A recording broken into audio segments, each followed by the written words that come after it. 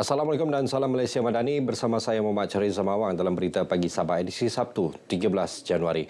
Persatuan Pemaju Perumahan dan Hartanah Sabah Syarida akan membina 4,000 unit rumah mampu milik projek perumahan rakyat PPR yang merupakan tanggungjawab sosial korporat persatuan berkenaan dalam membantu kerajaan negeri menyediakan rumah untuk golongan B40.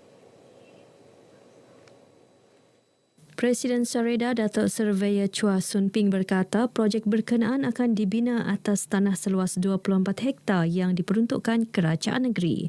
Projek tersebut dibina dalam masa terdekat dan mengambil masa 2 tahun untuk disiapkan. As announced by CM during the last Syarida night, the state government is allocating 60 acres for us to do affordable houses. So we are going to propose to the state government to build 4,000. Datuk Chua menyatakan demikian dalam sidang media selepas jamuan tengah hari Pesta Angpau. Sebelum ini, Ketua Menteri Datuk Seri Panglima Haji J. Noor berkata kerajaan negeri akan mempertimbangkan sebidang tanah kerajaan di Sepanggar kepada Syarida dengan syarat rumah yang dibina ditawarkan pada harga mampu milik oleh golongan B40 dan M40 di Sabah. Kesemua 4 buah balai bomba baharu di negeri ini yang sedang dalam pembinaan dijangka siap dalam tahun ini. Ia termasuk balai bomba daerah Putatan dan Nabawan yang dijadual siap bulan depan. Pembinaan 4 buah balai bomba baharu itu merupakan tambahan kepada 25 balai bomba sedia ada dengan kekuatan 1,099 anggota. Timbalan Pengarah Negeri JPPM Sabah Farhan Sufian Borhan berkata pihaknya juga merancang membina sebuah lagi balai bomba di Telupit, kawasan menghubungkan pantai barat dan pantai timur Sabah. Ia berikutan jangkaan risiko kecemasan di kawasan berkenaan meningkat selepas jaringan jalan raya Pen Borneo siap sepenuhnya. Dalam perkembangan lain, Farhan berkata JBPM Sabah menerima 8,299 panggilan kecemasan sepanjang tahun lalu. 2,429 daripada panggilan itu merupakan panggilan kecemasan berkaitan kebakaran. Dari segi bilangan kematian diakibatkan oleh kebakaran ini juga berlakunya penurunan, walaupun berlakunya penurunan tetapi masih lagi melibatkan kematian, iaitu sebanyak 11 kematian yang telah berlaku diakibatkan oleh kebakaran pada tahun 2023 ini. Farhan memberitahu RTM ketika dihubungi di pejabatnya di Ibu Negeri. Beliau menjelaskan 70% punca kebakaran disebabkan kecuaian penggunaan barangan elektrik, sistem pendawaian yang lama dan sistem pendawaian haram. Mengenai aspek penguatkuasaan pula, Farhan memberitahu sebanyak 8 kes telah didakwa di mahkamah tahun lalu melibatkan pematuhan di bawah peraturan-peraturan keselamatan dan Akta 341, Akta Perkhidmatan Bomba. Manakala 5 kes lagi akan didakwa awal tahun ini melibatkan kes pelanggaran pematuhan notis keselamatan kebakaran melibatkan Seksyen 33 dan Seksyen 13 pematuhan di bawah peraturan-peraturan keselamatan kebakaran.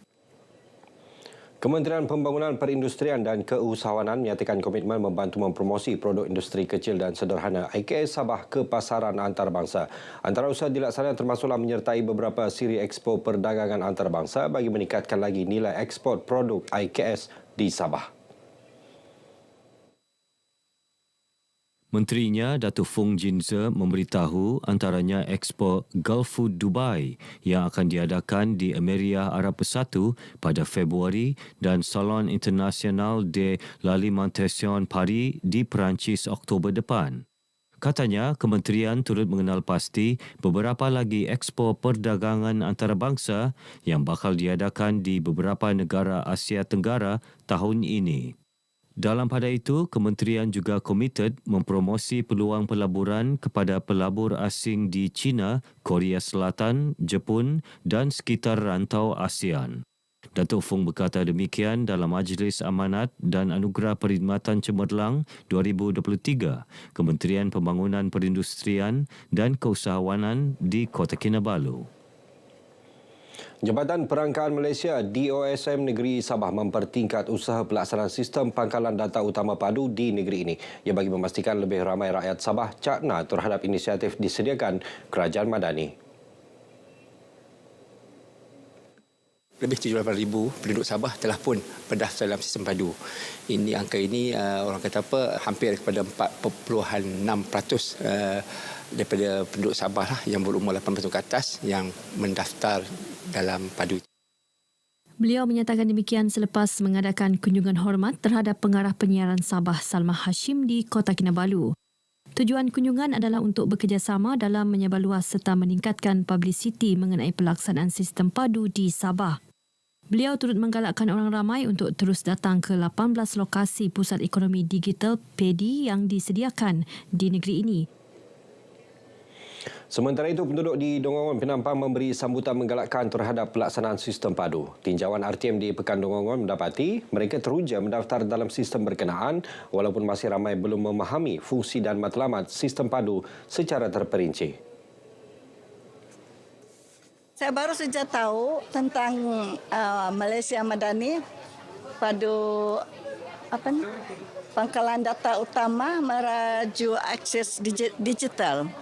Jadi inilah saya sekarang saya cuba daftarlah untuk masa depan saya sendirilah untuk supaya saya dapat bantuan dari kerajaan dan juga apa-apa aja lah. Harapan saya ini padu.